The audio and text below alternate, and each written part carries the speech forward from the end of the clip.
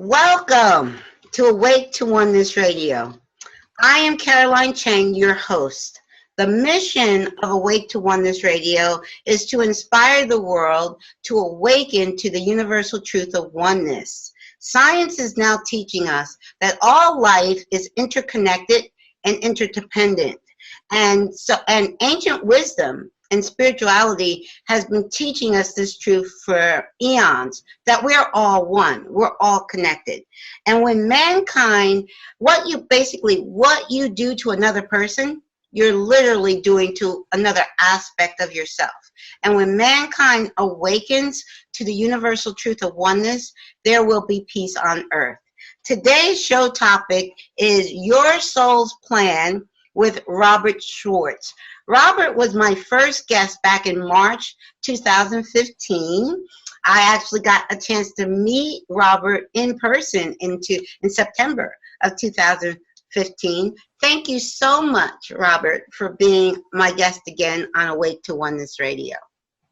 You're welcome. You know that I'm a fan and a supporter of your work, and I'm very happy to be back. Well, thank you. Thank you so much. For those who may not have heard our first show together, I just wanted to let them know how I found you.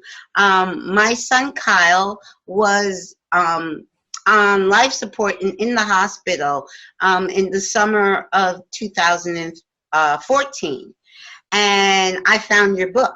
Books, actually, I discovered both, Your Soul's Plan and Your Soul's Gift. And that last month of his life, I was in the hospital reading your books. And your books brought me so much peace and comfort because I knew that what I was going through with Kyle for the second time, because we had gone through something similar 3 years earlier, and he didn't transition, he stayed with us. But at this particular time, in the summer of 2014, he did transition, but your books gave me that comfort, knowing that it was his soul's plan and my soul's plan. We had a soul plan together, and that I knew that he wasn't gone, so that was such a blessing. And then I had the honor of meeting you in Virginia Beach the September of that year, and got my book signed. I love getting books signed. But, yes. So, Rob, I know you have been doing so much these last two and a half years since we last communicated on the show. Tell us, please, fill in the listeners as to all that's going on with you. Well, of course, I'm still going around talking and giving workshops based upon my two books, Your Soul's Plan and Your Soul's Gift. The website is yoursoulsplan.com for anyone who is interested. You can download large portions of the books for free there. And the workshop schedule is on the events page. And Carolyn, your image has just frozen, so I don't know if you're now hearing me or if my image is frozen on your screen. I still hear you, and your image is frozen, but we hear you either. You're not hearing me. Okay. I never. It froze. Yes, it froze. Your image froze, but I could hear every word you were saying. So can you? Okay. So if it freezes again, just keep talking. Yes. Okay. Yes. Okay. All right. Continue. Well, so I give workshops based upon Your Soul's Plan and Your Soul's Gift, and I do a lot of private client work. I'm a hypnotist. I do past life regressions, contacted deceased loved one regressions. 99% of the people who are coming to me are interested in something called a Between Lives Soul Regression. That's a form of hypnosis that was pioneered back in the 1990s by Michael Newton, also sometimes referred to as a life between lives regression. What we do in that, just briefly, is we do a short past life, and then at the end of the past life, the client keeps going. They actually leave the body in the past life, return home to the other side, and once they're there, we talk with a group of beings known as the Council of Elders. These are the very wise, loving, highly evolved beings who oversee reincarnation on Earth. They know everything about the client, including the life plan. So if someone gets in front of the council, this is potentially a life-changing experience because they can answer any question the person puts to them. And in the workshops, we actually do group Between Lives Soul Regressions. So everybody has an opportunity to talk with the council. Oh, wow. That's so amazing. So amazing. So now I want to hear more about that. But for those listeners that are not as familiar with your work as I am, can you give us a brief history of how you started doing this work and kind of bring everyone up to speed for those who are not familiar? Absolutely.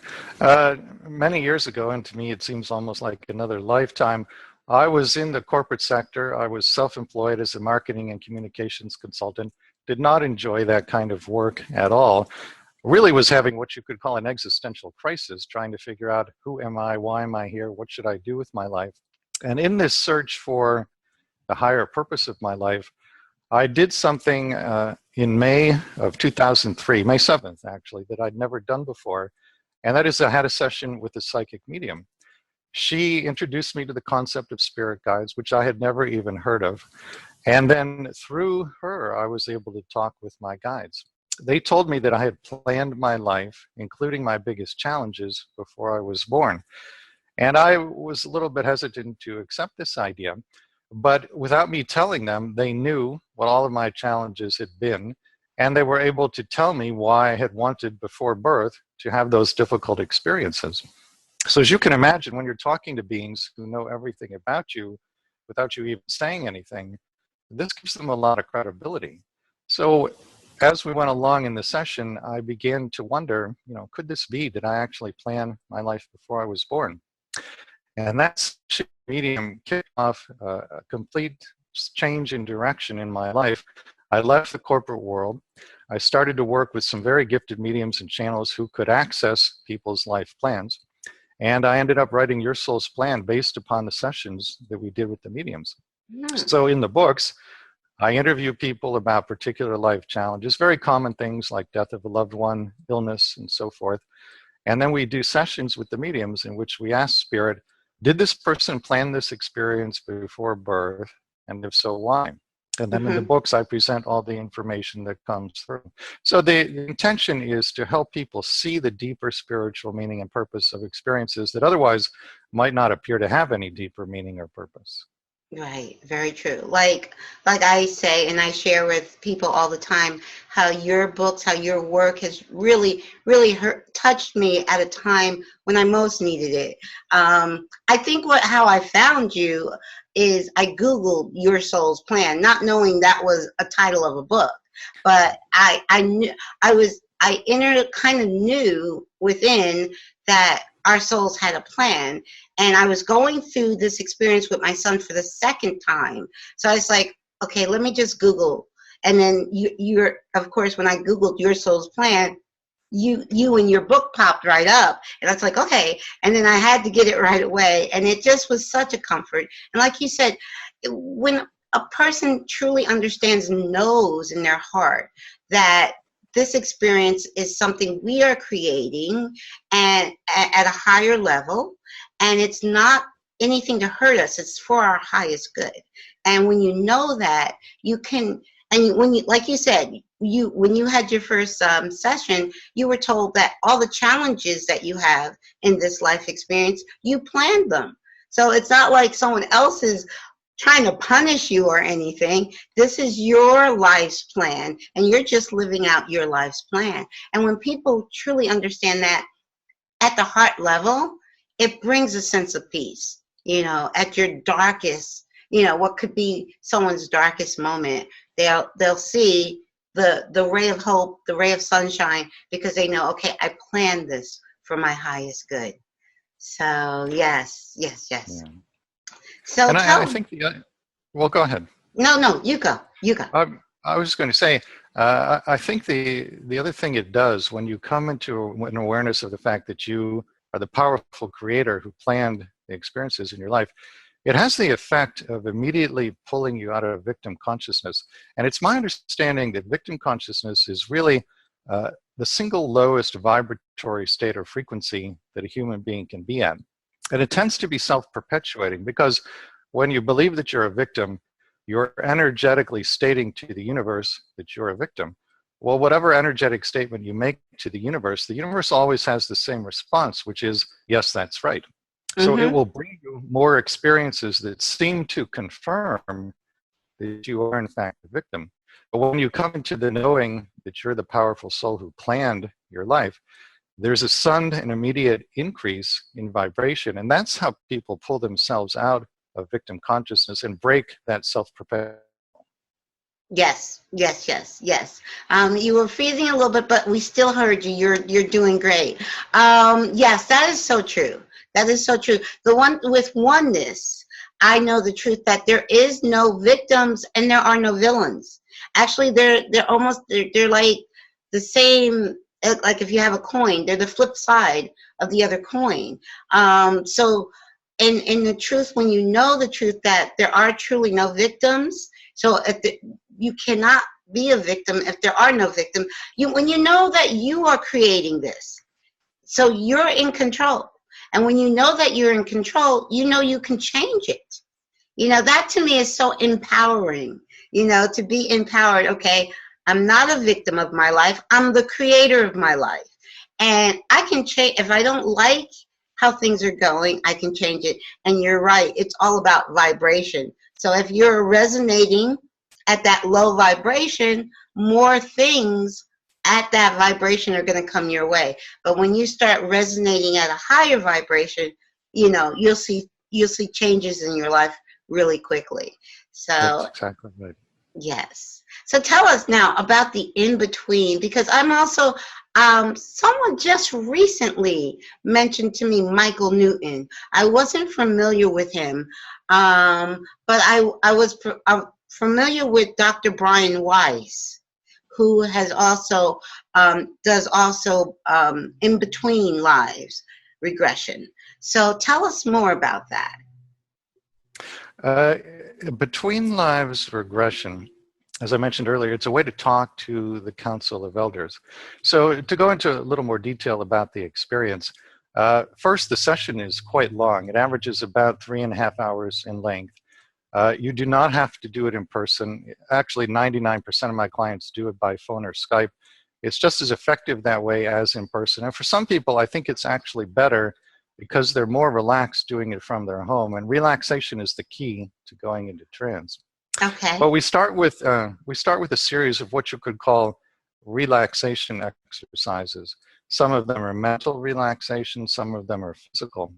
Those culminate with the client going into a past life. Usually the person will be shown 4 scenes in the past life in chronological order. It's almost always a past life that had a significant bearing on the plan for the current lifetime. The 4th scene will be the death scene. I guide the client to leave the body in the past life and go back home to the other side, which I know might sound a little bit ominous, but anybody who's listening to this interview is likely to be an old soul who's actually done it hundreds of times. Okay. It's very safe, very easy, very natural. When the person's consciousness gets back to the other side, a lot of different things can happen at that point, but about 80% of my clients will be greeted by one of their spirit guides. We'll ask the guide, why were we shown this past life? How did it affect the plan for the current lifetime? And then we ask the guide, please escort us to the Council of Elders. Again, the council consists of beings who oversee reincarnation on Earth. So the clients will ask questions about, what did I plan for this lifetime? What did I hope to learn from this experience, that relationship, that illness, that set of circumstances? Any question at all is fair game. Another thing that can happen and often does happen in the meeting with the council, they can bring in deceased loved ones, not just people, but pets as well. So sometimes there are very joyful reunions with deceased friends, deceased family members, pets who were in the lifetime. And this can be profoundly healing when you see that person or pet again, you see that they're well and thriving on the other side. And you also have an opportunity to talk with them about any unresolved issues from the lifetime. So if there were hard feelings about anything, a lack of forgiveness on either side, this is the opportunity to have that discussion. And a lot of times profound healing results from that. Wow. I could just imagine, because I've only had one set. I mean, I've been doing this show now over 2 years. I've had mediums. I've had many channels, but I knew, my son transitioned. Actually, it's 3 years ago, July 1st. So we just celebrated the 3rd anniversary of his transition. And I know that he's fine. I know he's with me. I had one session with one of my guests, and it was through, not Skype, but Zoom, like we're using now. And it was on his birthday, which was Thanksgiving Day last year. So it was Suzanne Giesman. I had a session with her, but when you said pets, I lost a little. I love dogs, but they're a lot of work. They're like children, and I'm always so busy. And if I don't have the time for a pet, I don't have one. But I adopted a senior dog back in like 2005, and her name was Coco, and I had her till 2007, and she passed away, and I haven't really had a pet since. But it's just, I felt so bad when she passed away. I felt like maybe I did something wrong. But when I had the reading, Kyle was holding Coco. And the amazing thing is, in the tape, I know you probably heard of EVP, which is electronic voice phenomena. I had never heard of it before. But when I listened to the playback, not during the actual reading, she was recording and I was recording. And she was recording with a really powerful microphone. And when she sent me her recording and I listened to it 2 days later, you could actually hear Coco's bark on the audio, and you can hear Kyle's, yes, and you can hear Kyle's voice. You can't make out what he's saying. He was literally trying to speak through her computer. And I couldn't hear any of that live, but you could hear it all in the recording. So she had sent that, another doctor, Dr. Gary Schwartz, who is working on the soul phone. She works with this doctor, and she sent him the audio to examine. But it is like, it's like evidence. They're still with us, and he even said he's my co-host for this show. He's very proud of what I'm doing with the show, and whenever I do a show, he's right there with me. He's my co-host.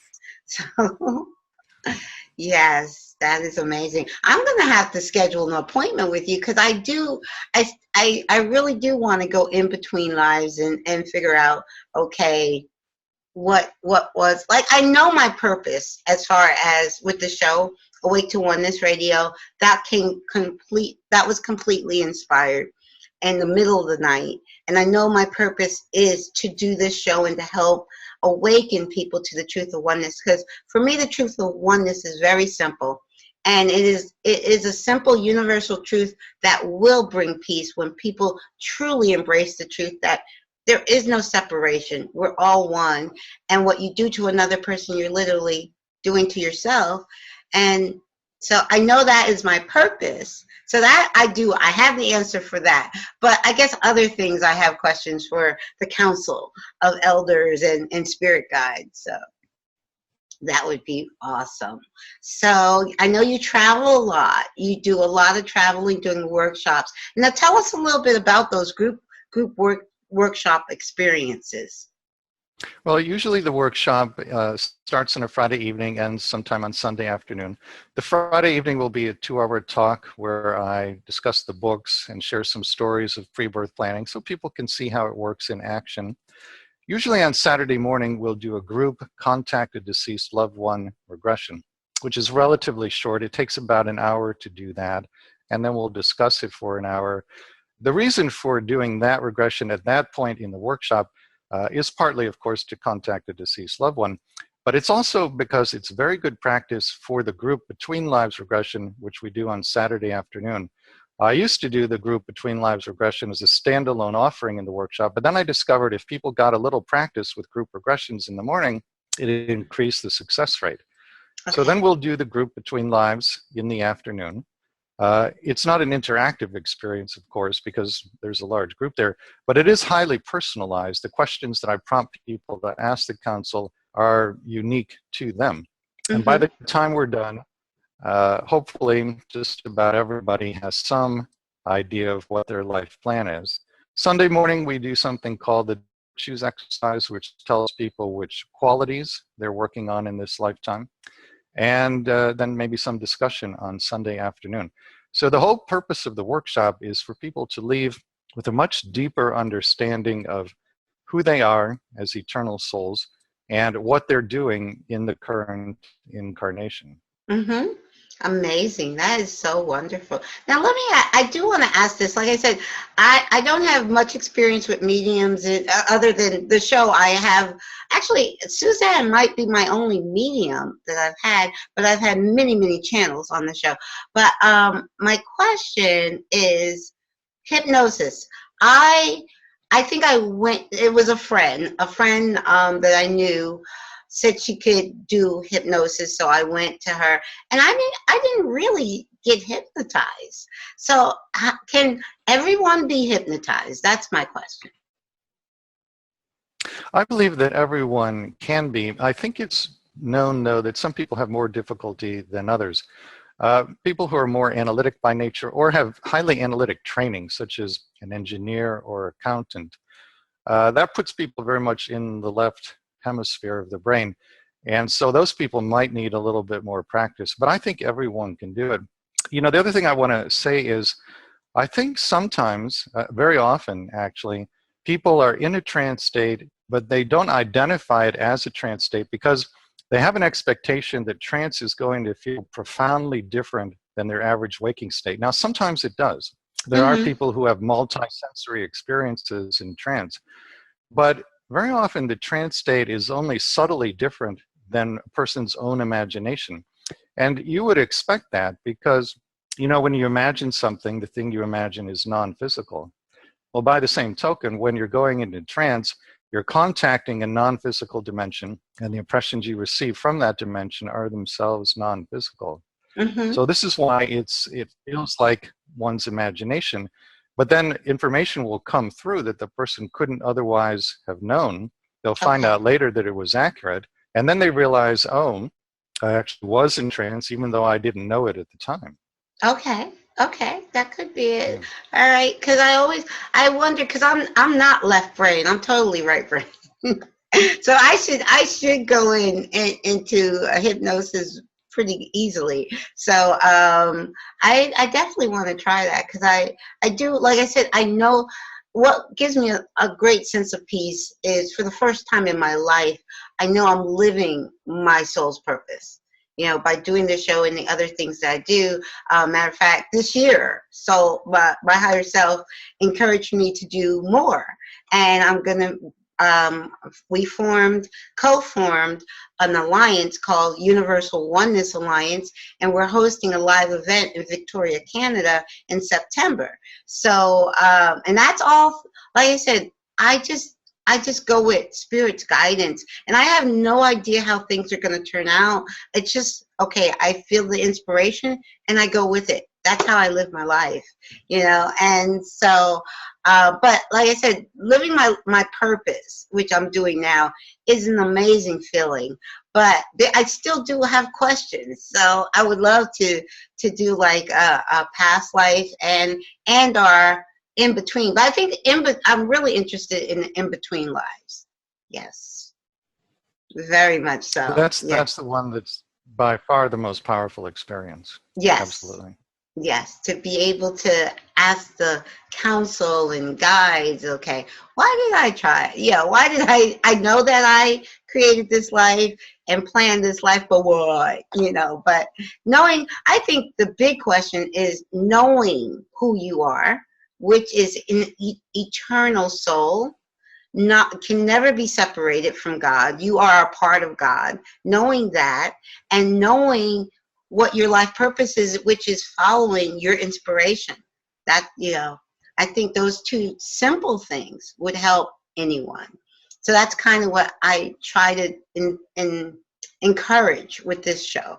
I always say I'm not a teacher, I'm not a guru, I'm not any of that. All I want to do is try to inspire you to go within and follow your passion. Yes. So tell us, are you working on a third book? Because I thought I heard something like that. I am. You I'm are working on a third book. Okay. I don't know exactly what it's going to be about or where it's going to go, but I'm in the process of interviewing people and collecting stories and doing some sessions with the mediums. It will be the same format, I think, as Your Soul's Plan and Your Soul's Gift, chapters devoted to the pre-birth planning of specific life experiences. Okay. But, you know, the process of writing a book is very much that the book tells me what it's going to be, and I'm just the vehicle that it comes through. So Yeah. I learned when I wrote my first book, Your Soul's Plan, I can start off with the very specific idea of what I'm going to write, but by the time I'm done, it's going to be completely different anyway. So there's no Yes. point in even approaching it like that. Yes. I'll just Yes. let it tell me what it wants to be. Yeah. Exactly. Well, actually, I've gotten emails from listeners asking me to write a book. And this started back maybe a year ago. And my cousin kept saying, and in the reading with Kyle said, Mom, you have a book in you. And I kept saying to everyone who would say to me, I have to wait for me to be inspired. And I actually was inspired this past Mother's Day with the title. The title of the book is take out the I am. Thankful I am awake. That's the title of the book. And subtitle, In the Dream of My Own Creation. So I have started to write it. I actually started writing on Mother's Day. So like you said, I'm not planning. It's just when I feel the urge to write, I sit down and write, and it's just flowing. So, yes, just like my life. Yeah, I think that's the way to. Yes. Mm-hmm. Yes. Now, share with our listeners some of the really wonderful stories that you have that either are going to be in the new book or in one of the past books. Share give us a story. To me, one of the most powerful stories is in the accidents chapter in Your Soul's Plan. There are two stories in that chapter. I'm thinking of one about a woman named Christina. And at the time I interviewed her for Your Soul's Plan, she was in her 60s, but she shared with me a story that took place years earlier when she had been in her 20s. She, at that time, had been employed as an administrative assistant at a college in California. And one of her daily duties in that job was to pick up her boss's mail. The mailboxes were in the basement of the building. So one day, just as she had done many, many times before, she descended those stairs to the basement mailboxes, inserted her hand into the mailbox. But on this day, unbeknownst to Christina, someone had planted a pipe bomb in her boss's mailbox. When she inserted her hand, the pipe bomb detonated. And the force from this explosion was so great, it actually picked Christina up off the ground, threw her 10 feet backwards against a concrete wall. There were 6-foot splinters of wood. There were shot like arrows out of a bow into the wall around her. Flames from the explosion scorched her body from head to toe. 2 fingers were severed. Both eardrums were ruptured.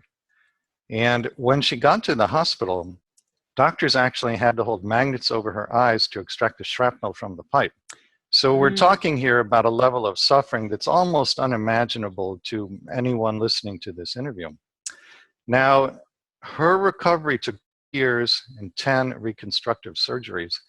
At one point during that 2-year period, she was lying in her hospital bed in a lot of pain when she heard a voice inside her head, a voice that was not her own. It was one of her guides talking to her. And the guide said to her, "You planned this." Well, of course, she said, "Why?" And then the guide told her. And here's what the guide said. He said, "You wanted to have a lifetime as a gifted healer. And you knew pre-birth that if you could heal yourself from this bomb explosion, you would then take all of that wisdom and knowledge about healing and turn it outward in service to others." Well, in fact, that's exactly what she did. After she recovered, she got a PhD in speech-language pathology, set up a private clinical practice, and has now healed literally thousands of people. Oh, wow. When I interviewed Christina for the book, she said 2 quite extraordinary things to me. One was, she said, "Rob, I have completely forgiven the person who planted that bomb." Now remember, this is somebody who had magnets held over her eyeballs at the hospital. And yet here she is saying in complete sincerity that she has forgiven the person who inflicted that kind of suffering on her. That in and of itself is remarkable. Yes. But then she said something even more amazing. She said, "Rob, I am deeply grateful to the person who planted that bomb. And when she says she's grateful, she really means it. Now, how did she go from a place of anger? She was really angry for a long time, to that place of forgiveness and then that place of gratitude. She did it by working with her understanding of her pre-birth plan, communicated to her by her guide in the hospital that day. It didn't happen overnight. She didn't forgive immediately, but she worked with this awareness over a period of years, and eventually it took her to a place of forgiveness and then to a place of gratitude.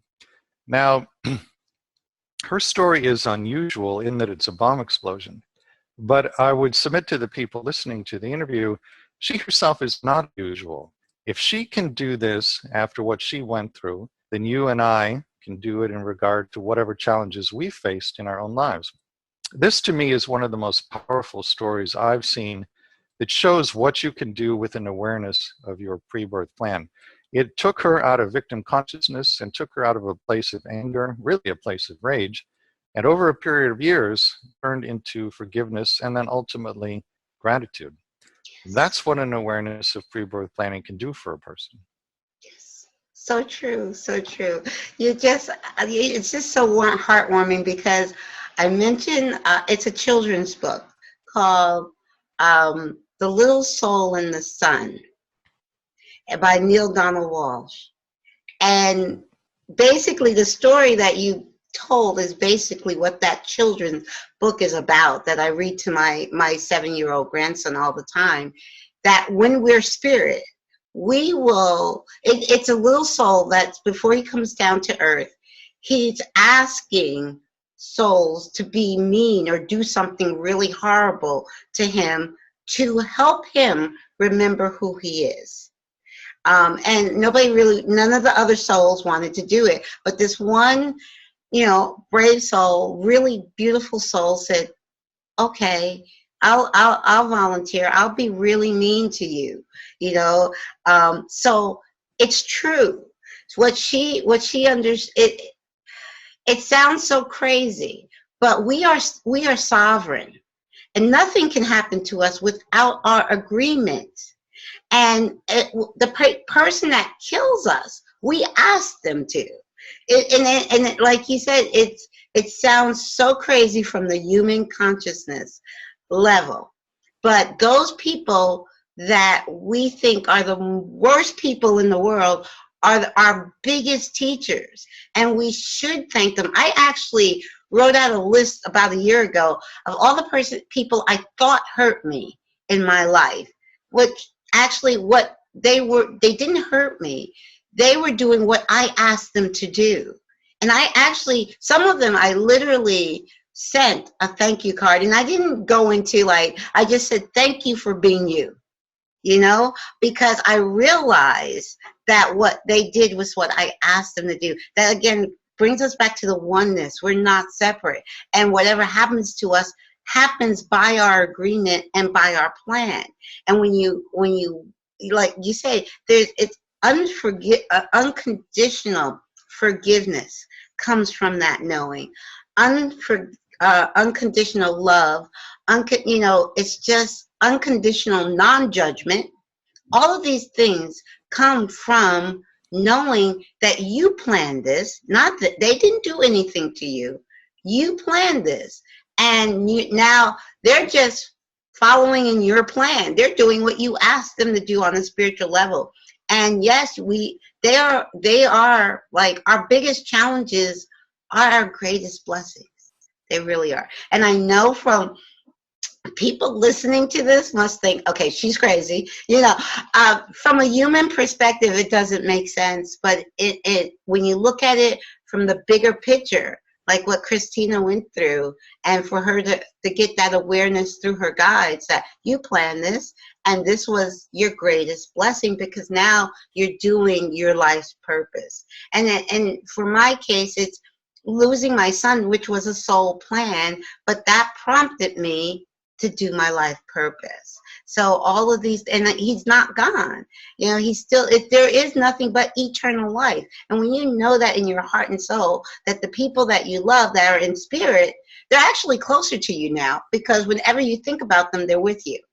When they're in the physical, when he was a grown man. I mean, sometimes when my son wasn't living with me for about 10 years, I got a call on Mother's Day, my birthday. You know, I saw him maybe 2 or 3 times a year. You know, but now he's with me all the time. So it's knowing. It's the knowing. And when you know that from your heart center, and it has to be something that resonates as true. Because I tell people, this is my truth. You have to go with it and find your own truth. But that's a beautiful story. Share another. You said there was 2. There was another one. Well, actually, what you've just said makes me think of another story of pre-birth planning that isn't in my books, but I want to mention it because it's so well known and it's such a powerful story. When you think about what happened with Jesus and Judas, it's my understanding that Judas agreed at Jesus's request, before either came into body, to betray him. Now, why would Jesus make that request? Well, everything that happened from that point on was scripted into his life plan to bring greater light into the earth plane, to model unconditional love and forgiveness, I think to take on some karma for the human race and so forth. When you think about creating a pre-birth plan like that, who is Jesus going to ask to play that role? A soul that he hasn't incarnated with before, hasn't worked with before, so to speak, or one that he knows well, has had other incarnations with and really trusts? It's the latter. Right. So Judas was a soul that Jesus knew and loved and trusted to play what is really a sacred role.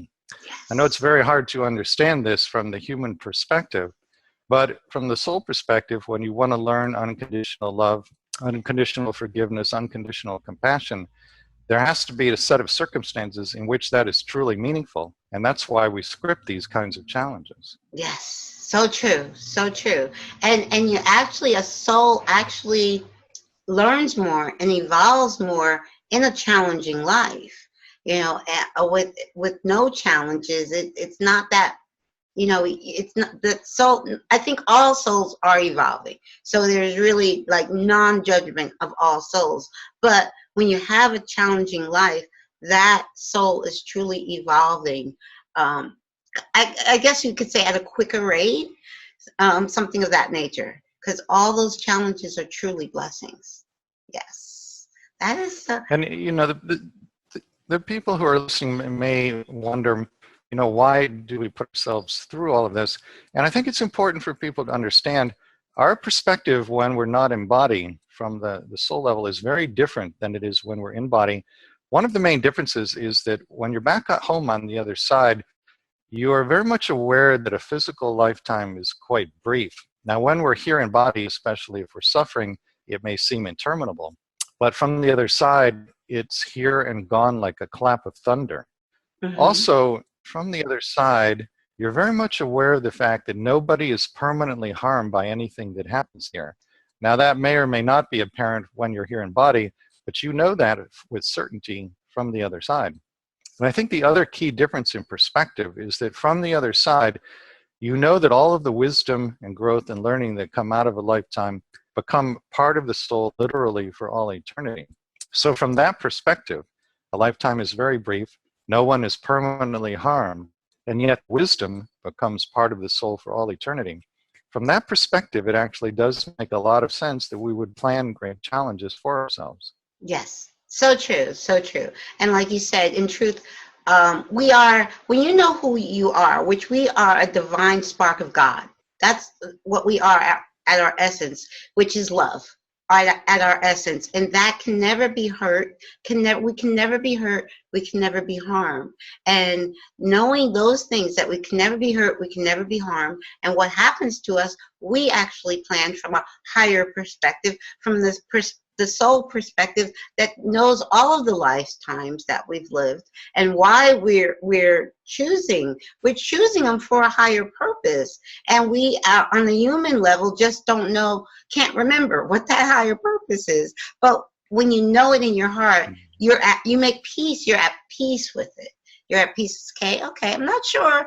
I don't know from my human perspective why this happened, but I know it happened for my highest good. And that is just a way to, the peace that surpasses the peace that surpasses all understanding that Jesus spoke about. Yes. Yes. So tell us about some of the upcoming workshops that you're planning in the near future. Well, there will be a workshop at Hollyhock near Vancouver in September. Okay. There will be one at Kripalu in Massachusetts in October. In November, I'll be in Spain. There will be workshops in Barcelona and Madrid. In January of 2018, there will be one in Santa Cruz, California, and another one in Australia. In February of 2018, 3 workshops in New Zealand, and probably in April of 2018, workshops in Peru and Chile. Wow. So a lot of travel. A lot of travel. Wow. I love that. I love that. It sounds like you said in September, Vancouver. I'll be, because like I Yes. said, the alliance that I've co-founded called the Universal Oneness Alliance, we're hosting our first event in Victoria. So that's not far, in September. So we'll be near each other. And I forgot, you're on the East Coast or West Coast of the States? Midwest. I'm in Ohio. Oh, Ohio. Okay, but I'm in Pennsylvania. So you're Midwest, but it's just one state over. Yes. Yes. Yes. So I love hearing the stories. Can you share another story from your books? I'll share with you a story. The first story in Your Soul's Plan is the story of a man who plans before he's born to have the AIDS virus. And working with one of the mediums, we actually go into his pre-birth planning session, and we hear the conversation he has with the soul he is asking to give him AIDS. He explains in the pre-birth planning session that he's doing this for a number of reasons. One of them is to help people learn compassion. One of them is to help people learn non-judgment. So, you know, the reason I put that story in the book and actually made it the first story in Your Soul's Plan is that I think we as a society have a lot of judgments about people in certain categories. People who have AIDS, people who have drug addiction, alcoholism, homelessness, experiences of these kind. We say that person is a loser. They need to get their act together. They need to pull themselves up by the bootstraps. The judgments around people who have AIDS are particularly harsh. People say it's God's punishment for being gay. But when you understand that the souls who are planning these experiences are actually very, very courageous souls who are taking on challenges that most of us wouldn't dare to take on, and they're doing it in service to us, that really changes the perspective. And that's why it was so important for me to put that story in the book. You know, if you're walking down the street one day and you pass somebody who's a homeless person who's sitting in a cardboard box on the corner, if you have a thought like get a job, that kind of thought really misses the mark, because it's very possible that that soul is a highly evolved soul, perhaps much more highly evolved than you, and has agreed at your request to be there at that moment in time so that you would have the opportunity to put judgment aside and feel compassion in your heart. That soul may be there in service to you as your teacher. But because we as a society don't widely understand that this is how it works, we have all these tremendously harsh judgments. And this is one of the things I wanted to shine a light on by writing Your Soul's Plan and Your Soul's Gift. Oh, so beautifully said. So true. And that's why I love that little children's book, because Your Soul, the Soul and the Sun, because it lets us know that what we think in human terms is the opposite. We do ask these people to do certain, from a soul level, we want to grow and evolve, and we ask them to do this. So whatever happens to us, we ask that person. So they're not the victim, the villain. There are no victims, there are no villains. And to, even when you think of issue of like rape, people would think, how could someone ask? And it's not from a human perspective, but everything is vibration. And the person that is raped and the raper are on that vibration. And literally, from the soul's perspective, that person asked. Like that person asked for that person to give them AIDS. That person asked for their soul evolution, for a learning lesson. And that's why unconditional forgiveness, unconditional non-judgment, that is so, so key in awakening to who you truly are. And you're not separate because you're all one. Yeah. There's no separation. So Can God. I share another story with you? Yes, please, please. Yes. Just quickly, this is a story I enjoy sharing. It's not in my books, but it's about Edgar Casey, who I'm sure some of your viewers will know is widely considered to be perhaps the greatest American psychic medium who ever lived. And as I understand it, late in Casey's career, after he had read for thousands and thousands of people, he was visited by two wealthy women, sisters from New York City. And the sisters said to him, "Mr. Casey, we are at the end of our rope in regard to our brother. He lives under a bridge in New York. He drinks too much.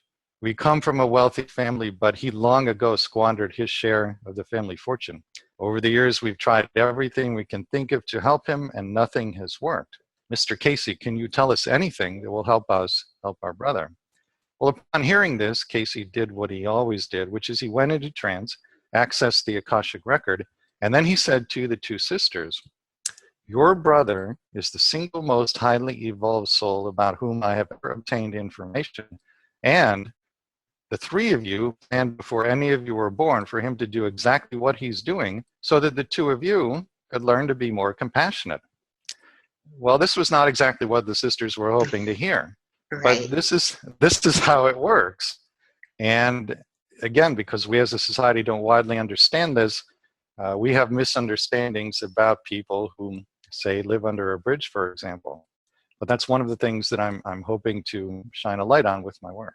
Yes, yes. That's so beautiful. I love that. I love that. Because it to me, and I know I keep saying it because I can only speak from my perspective.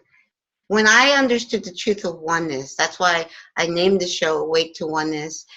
The truth of oneness, meaning that we're not separate. So that person living under the bridge is not separate. That homeless person in the subway station is not separate from you. So whatever judgment you put on another person, you're really putting it on yourself. But they are, like you said, they're all angels in disguise to teach us a lesson. That is so great. That is, and when the world awakens, which it will, I really believe that humanity is awakening. And I was about to say slowly, but I think it's happening quicker. That the awakening of humanity is at hand. And we're all here, every one of us, all 7.5 billion people on the planet. We're all here for a divine purpose. We're all light workers. We're all here for a divine reason. So this has been wonderful. I hope I get. Now, what dates are you going to be in Vancouver? Because I would love to get a chance to see you again in person. You said September. I'm actually going. That's when the Hollyhock workshop is, but I will actually be somewhere in British Columbia from the end of July until late September. Okay, and I'll be there the first weekend in September. So I'm going to look you up while I'm over there.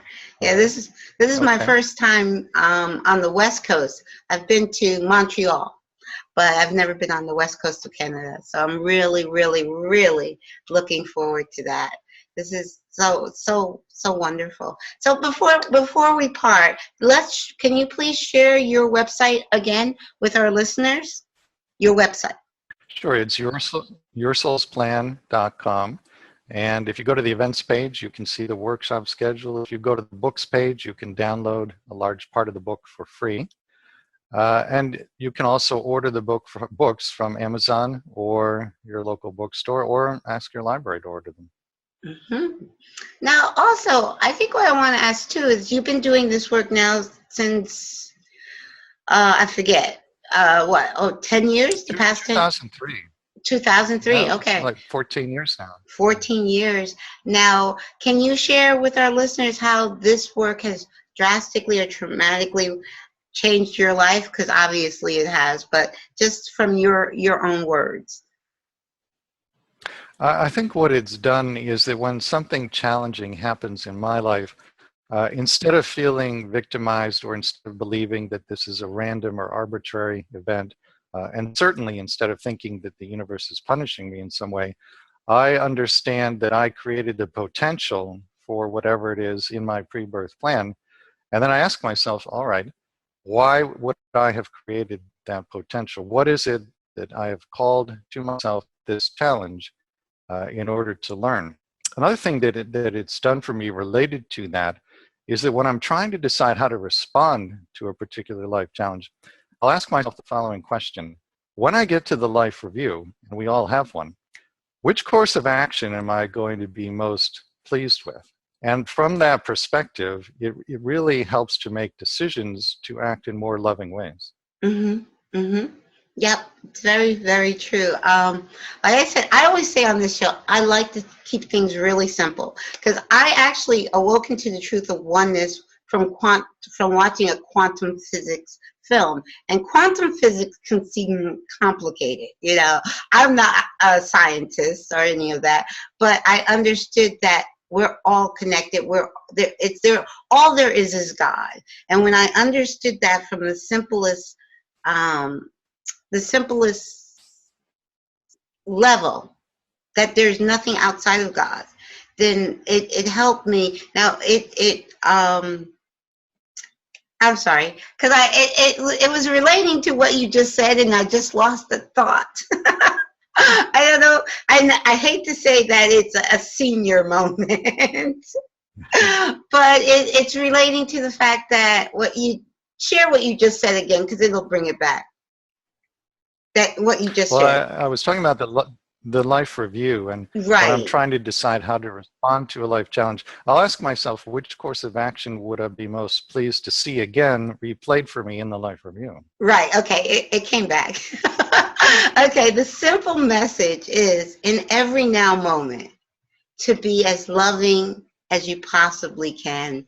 When you know the truth of who you are, you know that that person or that situation is not separate and that you're creating it. So in every now moment, I ask myself, how can I be loving in this now moment? So that is how I knew it went in and out, but it came back. But so true. Yes.